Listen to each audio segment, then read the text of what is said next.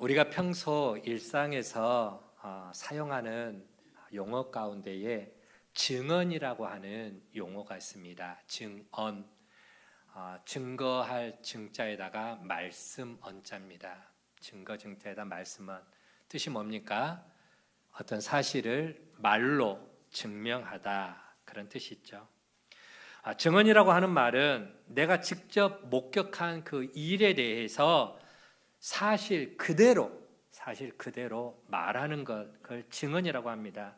그리고 그렇게 말하는 사람을 갖다가 뭐라고 이야기합니까? 증인이라 그렇게 말을 하죠. 그래서 저기 그림에 나와 있는 것처럼 우리 법원에 가면은 혹은 또 국회 청문회 할 때 보면은 증인석이 따로 있습니다.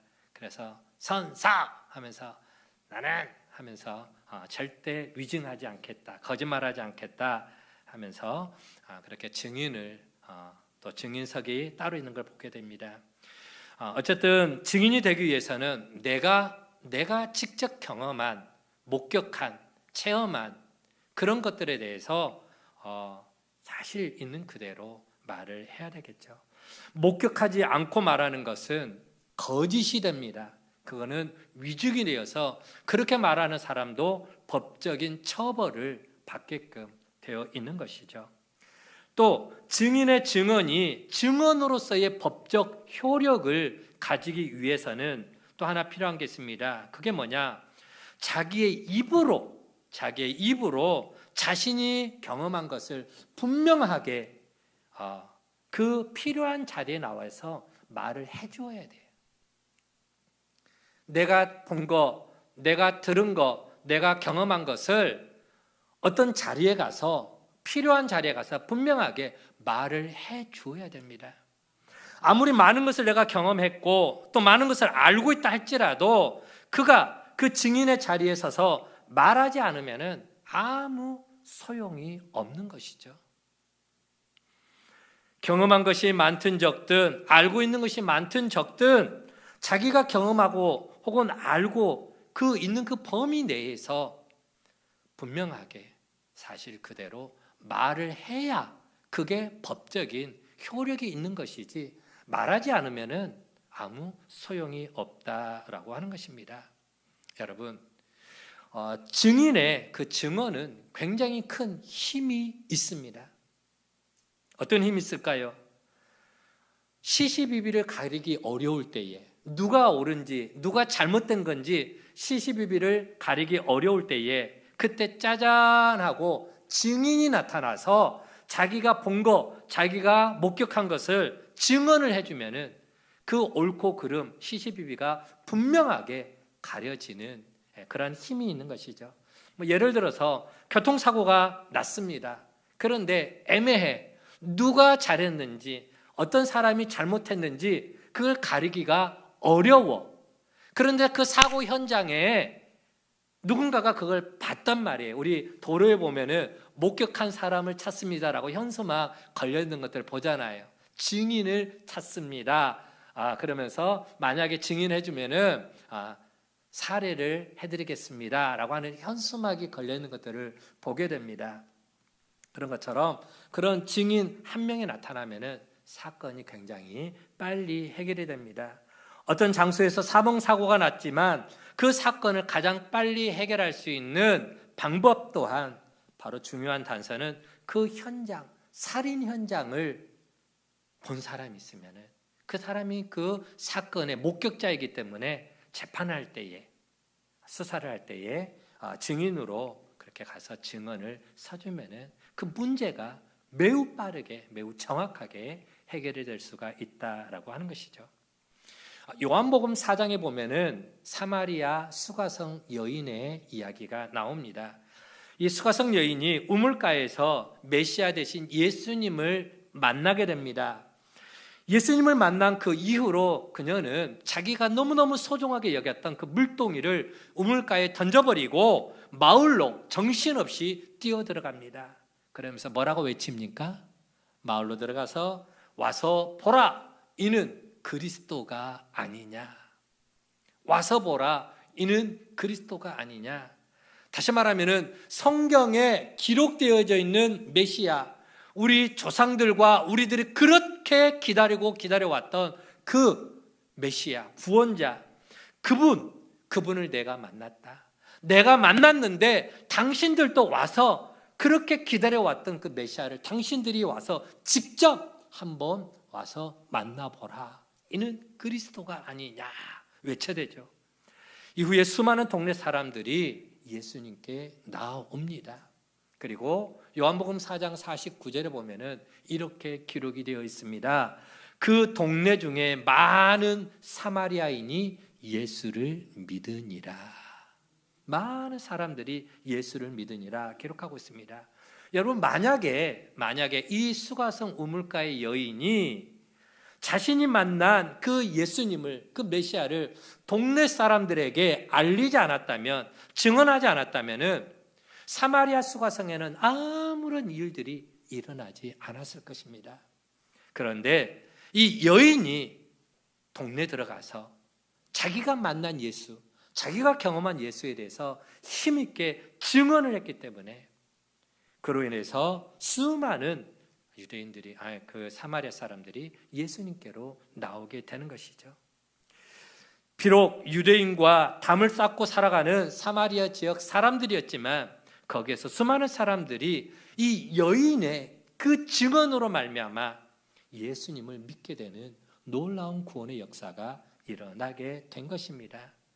때문에 이 사마리아 수가성 여인은 증인으로서의 사명을 다했다라고 말씀드릴 수가 있습니다.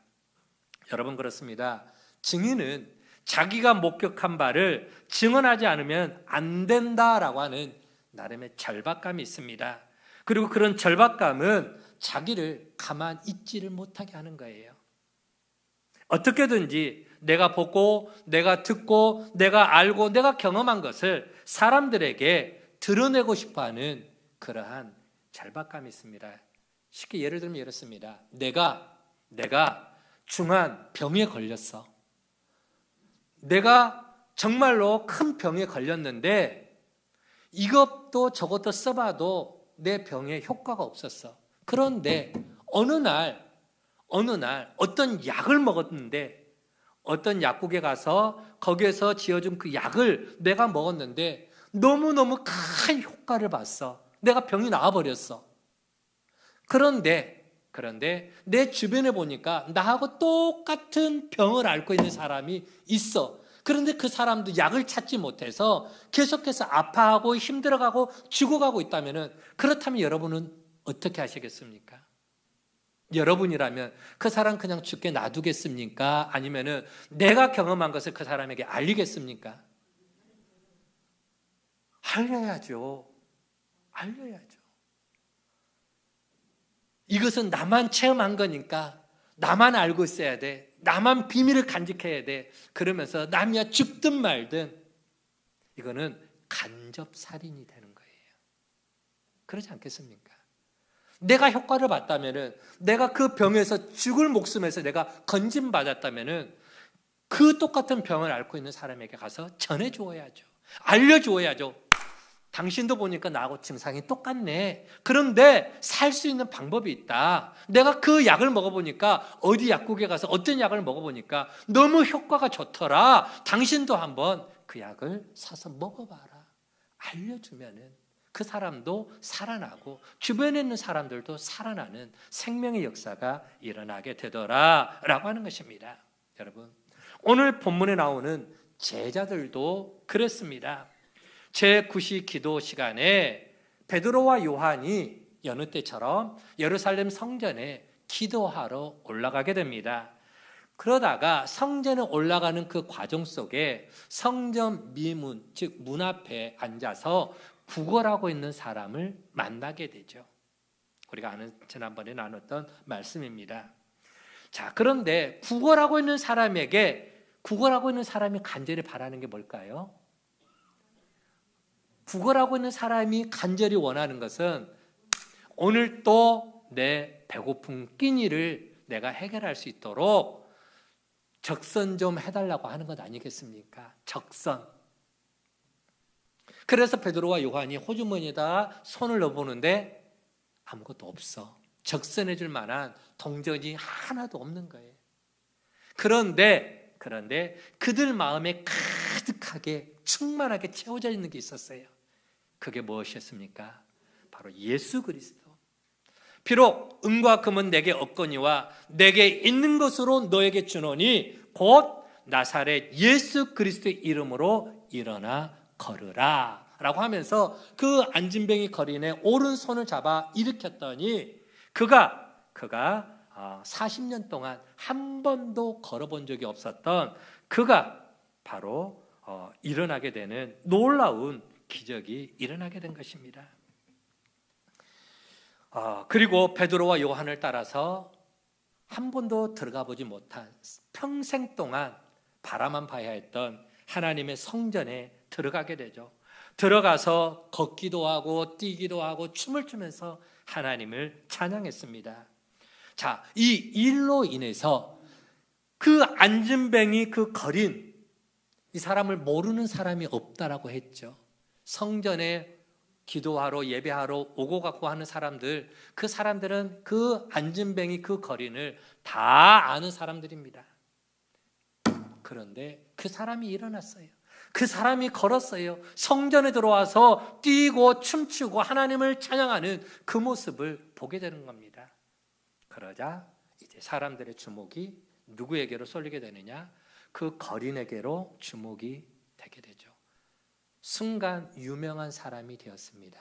그런데 그 거린은 여보세요들 나를 쳐다보지 말고 나를 이렇게 세워준 저 사람들이 있습니다. 베드로와 요한에게 시선을 돌리게 합니다. 그래서 베드로와 요한이 일학도 스타가 되는 것입니다. 하지만 베드로와 요한은 자신들에게 쏠리는 그 사람들의 시선이 영 거북하기 짝이 없는 거예요. 왜 그랬을까요? 왜냐하면 자기들의 능력과 자기들의 그 경건으로 안진뱅이 거린을 이렇게 세운 게 결코 아니었기 때문이다 라고 하는 것입니다. 도리어 주목을 받아야 되실 분, 도리어 영광을 받으셔야 될 분은 바로 그 안진뱅이를 고쳐주시고 영광 받으셔야 될 분은 누구냐? 그 안진뱅이를 일으켜주신 누구? 예수 그리스도, 나사렛 예수.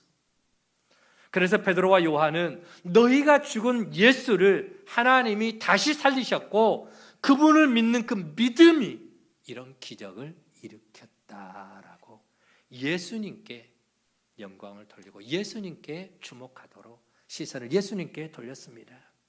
주목을 받아야 될 분은 죽으셨다가 부활하신 예수 그리스도 바로 그분이다라고 하는 거예요.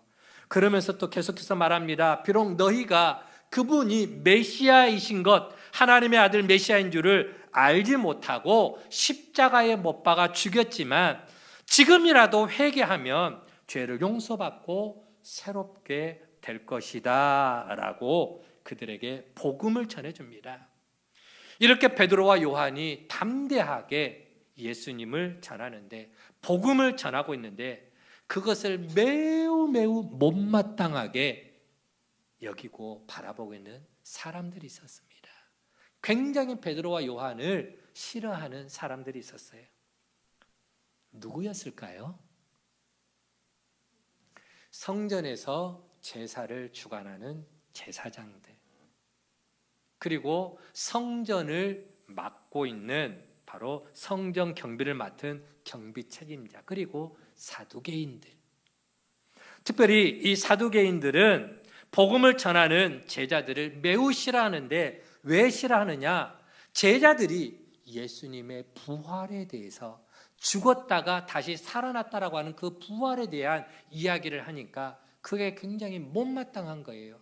왜냐하면은 사두개인들은 다른 유대인 종파와 달리 예수님의 부활 혹은 그 부활 자체를 그들은 믿지를 않았습니다. 천사도 없고 영도 없고 그리고 부활도 없다라고 그렇게 생각하는 사람들이 사두개인들이었습니다. 그런데 베드로와 요한이 예수님이 죽은 자 가운데서 다시 부활하셨다라고, 그리고 우리들도 주님이 다시 오실 그때에 부활하실 것이다라고 그렇게 증언하니까 가만히 있을 수가 없었어요. 그래서 그들은 곧 베드로와 요한을 옥에다가 가둬버립니다. 감옥에 가두고 말았습니다. 베드로와 요한을 가만히 놔두었다가는 뭔가 사단이 일어날 것 같은 두려움이 엄습해 왔던 것입니다. 그렇게 베드로와 요한은 체포가 되어져서 감옥에 갇히게 되었습니다. 그런데 여러분, 더 큰 문제가 발생을 하게 됩니다. 다음 날 베드로와 요한을 취조하려고 보니까 예루살렘의 분위기가 이상합니다. 어떻게 이상하냐? 어제 있었던 일로 인해서 수많은 사람들이 예수를 믿게 되었다라고 하는 거예요. 예수님을 믿게 되었다. 오늘 본문 4절에 말씀한 것처럼 안전뱅이가 일어서고 그리고 베드로와 요한이 예수의 이름을 증거하자 몇 명이 예수님을 믿게 되었다라고 성경 기록하고 있습니까? 몇 명이요? 5,000명. 그것도 남자들만 5,000명. 여러분, 예수님은 남자들만 믿습니까? 아니요. 남자들, 당대의 기록은 뭐냐면은 여자들이나 아이들은 숫자에 넣지를 않았습니다. 그때 시대적인 풍경이. 그럼 남자들만 5,000명이라고 하면은 여자들, 우리 교회도 보면은 여자들이 남자들에 비해서 분포가 더 많아요. 비중이 더 많아요. 그만큼 그러면 여자들도 많이 믿었고 그 엄마 아빠 손잡고 따라다니는 아이들도 예수님을 믿었겠죠. 그러면 정말 많은 사람들이 예수님을 믿게 된 겁니다. 자, 이는 종교 지도자들의 입장에서 매우 위협적인 일이 아닐 수가 없었습니다. 당시에 예루살렘에 거주하던 그때 당시에 인구가 정확하게 몇 명이라고는 보면 나와 있지 않습니다. 그러나 인터넷에 찾아보니까 대략 그때 당시 그 예루살렘에 살아가는 인구 분포도가 보통 4만에서 5만 정도 되었다라고 그렇게 이야기를 합니다.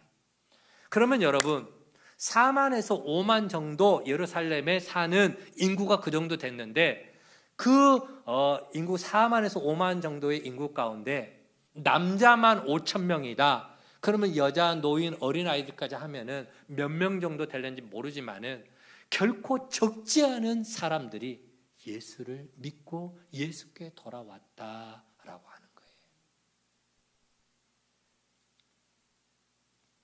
여러분, 절대 다수는 아니지만 당시 예루살렘 분위기가 굉장히 예수님으로 인해서 뒤숭숭해졌다라고 하는 것을 우리는 짐작해 볼 수가 있습니다. 이런 분위기라면 얼마 전에 예수를 십자가에 못 박아 죽게 만든 산헤드린 공회에 대한 시민들의 불신과 저항이 거세게 일어날 수 있는 그런 분위기. 예전에 우리 대통령 탄핵하게 될 때 막 그 촛불 집회 일어났던 그런 분위기 있잖아요. 촛불 집회 막 일어났던 그런 분위기 같이 지금 예루살렘 분위기가 심상치 않는 막 그런 분위기로 웅성웅성 막 그랬다라는 거죠. 그러니까 종교 지도자들이 굉장히 위협감을 느꼈습니다. 예루살렘 분위기가 자기들에게 있어서 너무나도 불리하게 돌아가게 된 것입니다. 그래서 다음 날 아침이 되어서 산헤드린 공회가 열리게 되었습니다. 오늘 본문 5절과 6절을 보면 관리들과 장로들과 서기관들이 같이 모였는데 거기에다가 대제사장들과 대제사장의 가문이 다 한꺼번에 합세하여 모였습니다. 이것은 바로 그때 당시 상황이 얼마만큼 긴박하게 돌아갔는가를 우리가 짐작하게 하는 그런 내용이죠. 산헤드린 공회가 긴급하게 모여졌다. 오늘날로 치면은 국가적 위기 상황 가운데에 국회가 긴급하게 열려지게 되었다, 소집되었다라고 하는 그런 의미와도 같은 내용인 것입니다. 거기에다가 대제사장, 문중 사람들까지 합세를 했습니다. 당시 최고의 종교 지도자들이 다 거기에 모이게 된 것입니다. 여러분, 베드로와 요한은요, 당시에 저 갈릴리 시골의 촌놈들이었습니다. 별 볼 일 없는 사람들. 베드로와 요한이 아무리 날고 뛴다 할지라도 당시 종교 지도자들에게 있어서는 결코 위협이 될 만한 인물이 아니었습니다. 그런데 지금은 상황이 완전히 달라졌습니다. 베드로와 요한이 문제가 아닙니다. 베드로와 요한이 문제가 아니라 그 베드로와 요한이 지금 열심히 전하고 있는 누구? 예수. 예수가 그들에게 있어서 굉장히 트라우마로 두려움의 대상으로 남아 있었던 것이죠. 예수님의 이름을 믿는 사람들이 많아진다라고 하는 것, 그리고 예수님의 이름이 예루살렘 그 경내에서 수많은 사람들이 예수님의 이름을 언급하며 믿게 된다라고 하는 것은 불과 몇 달 전에 자신들이 예수를 십자가에 못 박아 죽인 것에 대한 거대한 저항 운동과도 같은 그런 분위기가 지금 만들어지고 있기 때문이다라고 하는 것이죠. 한마디로 너희들이 왜 예수를 죽였냐라고 하는 것이죠. 너희들이 왜 의인 예수를, 죄 없는 예수를 못 박아 죽였냐라고 그 사내들인 공회에 대해서 거세게 저항하는 그런 분위기가 지금 만들어지고 있다라고 하는 것입니다. 자, 어쨌든 사내들인 공회가 소집이 되었고요. 사내들인 공회원들이 베드로와 요한을 가운데다가 딱 세워놓고 오늘 본문 7절 말씀 보면은 너희가 무슨 권세와 누구의 이름으로 이런 일을 행하였느냐라고 취조를 하고 있습니다. 너희가 라고 하는 말은요, 굉장히 이게 좀 무시하는 그런 말입니다. 니까지 것들이 라는 표현입니다. 쉽게 말하면은 너희 같은 놈들이, 니까지 같은 놈들이 감히 누구의 허락을 받고 예수의 이름을 가지고 사람들을 선동하고 다니냐라고 하는 그런 투에 지금 신문을 하는 것이죠. 여러분, 이때 분위기를 한번 짐작을 해보시기 바랍니다. 사내들인 공회의 공회원이 몇 명인지 아십니까? 사내들인 공회의 그 회원들이 70명입니다. 지금 70명이 모였고 거기다가 대제사장의 문중 사람들까지 하면 대략 100명가량은 모이지 않았을까 생각이 듭니다. 자, 그런 100여 명들이 그 두 사람 베드로와 요한을 가운데다가 세워놓고 그리고 취조를 하고 있는 거예요. 여러분, 그들은 막강한 권력을 가진 사람들입니다. 이스라엘의 최고 권력자들입니다. 그들은 사법권과 행정권을 다 갖고 있는 굉장히 강한 권세를 갖고 있는 사람들이죠. 그들이 베드로와 요한을 삥 둘러싸고서 위협적인 태도로 신문을 합니다. 그들은 사람들에게 엄청난 인기를 끌고 있던 예수님마저도 십자가에 못 박아 죽일 것을 결의할 정도로 자기들이 하고 싶은 것은 다 하는 거침이 없는 그런 힘을 갖고 있었던 사람들입니다.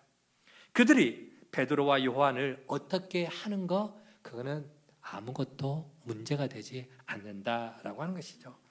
그런 막강한 힘을 가진 사람들 수십 명이 아무런 힘도 없는 베드로와 요한을 가운데 세워놓고 신문을 하고 있다.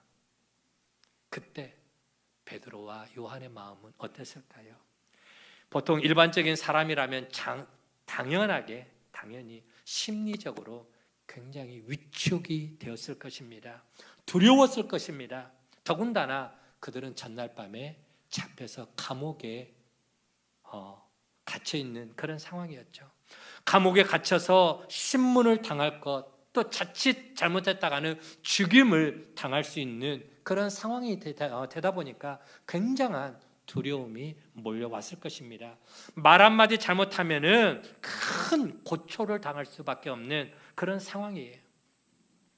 자, 그런데 여러분, 오늘 본문에 보면은 베드로와 요한의 모습 속에서는 전혀 그런 두려움이나 위축되어서 불안해하고 있는 모습이 전혀 그런 모습을 찾아볼 수가 있더라 없더라? 없더라.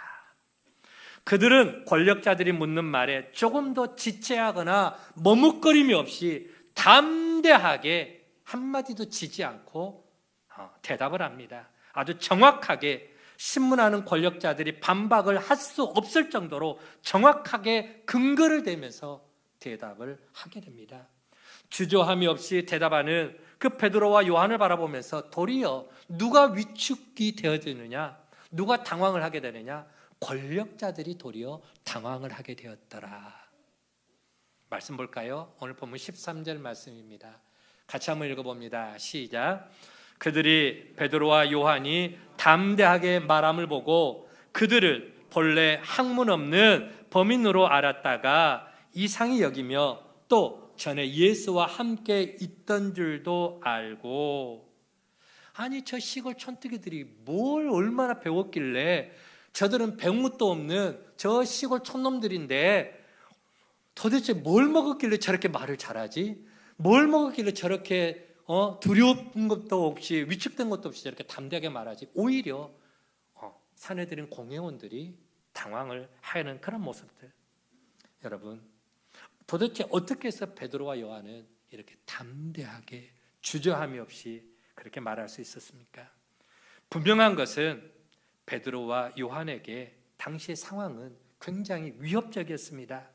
일반적인 사람이라면 두려워할 수밖에 없고 말 한마디 잘못하면 큰일 날 것 같은 그러한 생각에 움츠러들 수밖에 없는 그런 위축된 상황이었지만, 그럼에도 두 사도에게는 두려움이나 위축됨이 없는 정말로 그들은 강하고 담대한 모습으로 그 사내들인 공회원, 자기들을 둘러싸고 있는 그 권력자들에게 거침없이 자기의 그 마음을 속에 있는 것들을 표현해냅니다.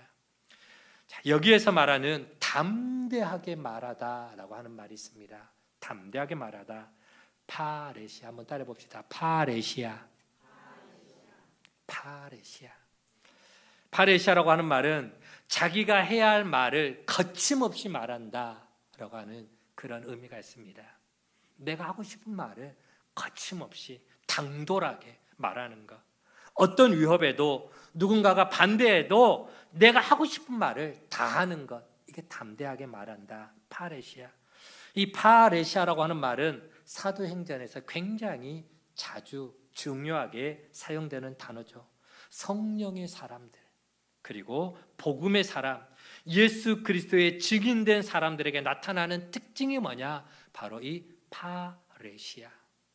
거침없이 담대하게 외쳤다. 자, 그렇다면 배운 것도 없고 내세울 만한 그런 학벌이나 학문도 없는 이 베드로와 요한이 이 두 사도가 권력자들 앞에서 이렇게 거침없이 담대하게 자기들 할 말을 다 할 수 있었던 비결이 뭐냐라고 하는 거예요. 어떻게 이렇게 비범하게 담대하게 말할 수 있느냐? 그들이 주눅들거나 위축되지 않는 그런 무시무시한 분위기 속에서도 거침없이 담대하게 자기들이 하고 싶은 말을 다 할 수 있었던 비결이 뭔가? 첫 번째로는 바로 그들은 성령이 충만했기 때문이다 라고 한 것입니다. 뭐가 충만했다고요? 성령이 충만. 성령이 충만한 사람은 상황을 보지 않습니다. 문제를 보지 않습니다. 사람들을 바라보지 않습니다. 누구만 바라봅니까? 하나님만 바라봅니다. 하나님만 바라보기에 상황 때문에, 문제 때문에, 사람 때문에 전혀 위축되거나 두려워하지 않더라라고 하는 것이죠. 실제로 사내들인 공회에서 증언을 하다가, 복음을 전하다가 순교를 당한 사람이 또 한 명 있습니다. 누가 있습니까? 스데반 집사입니다. 스데반 집사. 특별히 이 스데반 집사님도 오늘과 똑같은 분위기입니다.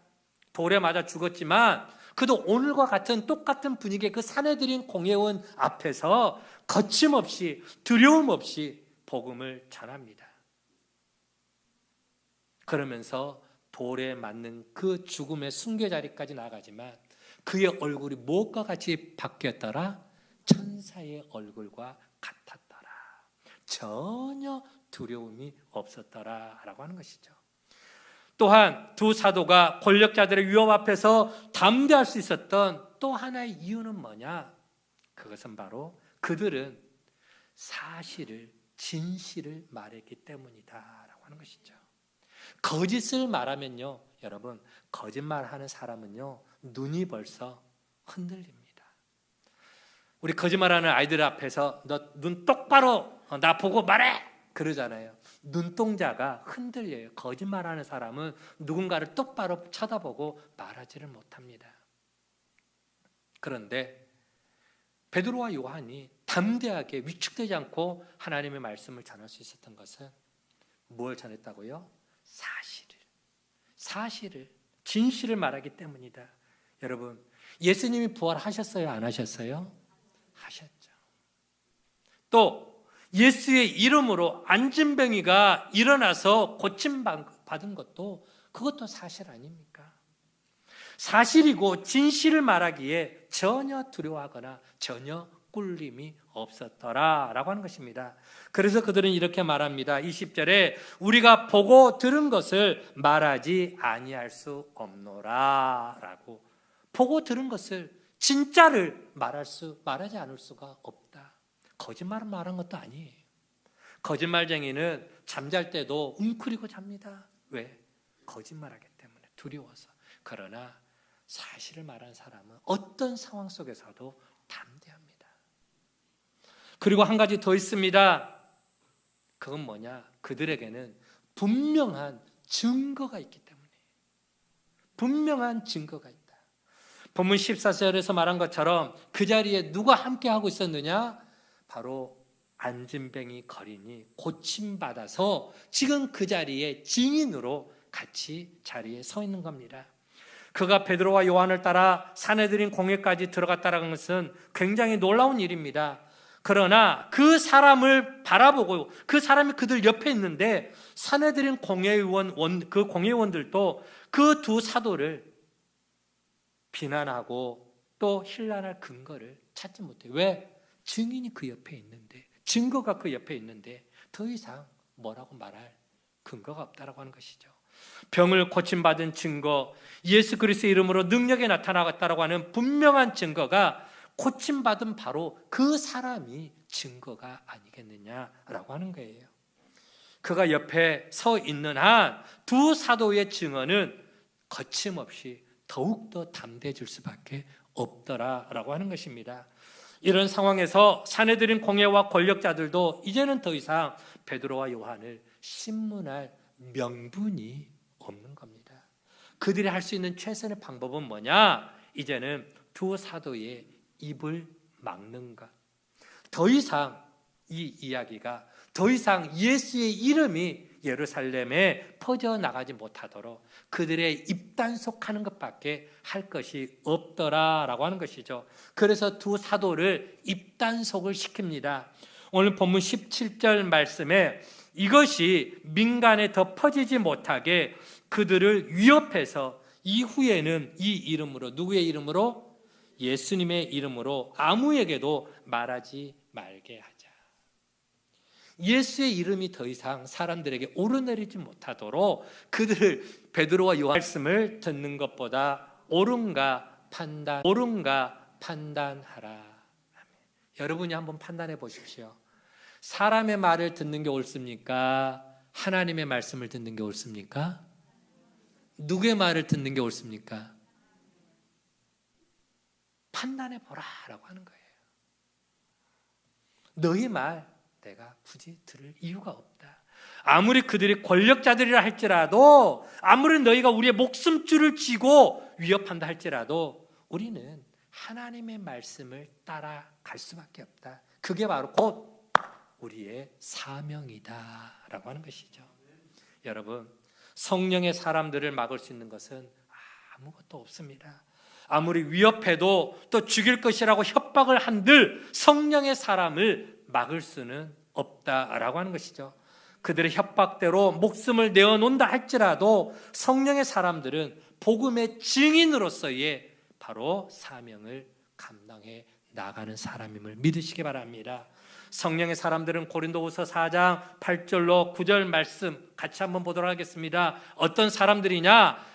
우리가 시작. 우리가 사방으로 우겨쌈을 당하여도 쌓이지 아니하며 답답한 일을 당하여도 낙심하지 아니하며 박해를 받아도 버림받지 아니하며 거꾸러뜨림을 당하여도 망하지 않기 때문이다. 아멘. 성령의 사람들은 바로 이런 사람들이라는 거예요. 사방으로 우리를 협박하고 우겨싼다 할지라도 쌓이지 않는다. 우리를 육신은 가다 놓을 수 있을는지 모르지만, 육신은 감옥에다가 철장 안에다 가다 놓을 수 있는지 모르지만, 우리의 불타는 마음은, 우리의 그 끓어오르는 열정은, 복음을 전하겠다고 하는 그 사명은 너희가 가로막을 수가 없다. 여러분, 우리 안에는 십자가와 부활로 승리하신 예수 그리스도가 계시기 때문임을 믿으시기를 바랍니다. 왜 우리가 넘어지지 않느냐? 왜 우리가 낙심하지 않느냐? 왜 우리가 버림받지 않고 거꾸로뜨림을 당하여도 망하지 않느냐? 바로 예수 그리스도가 우리와 함께하기 때문에. 그 예수는 어떤 분입니까?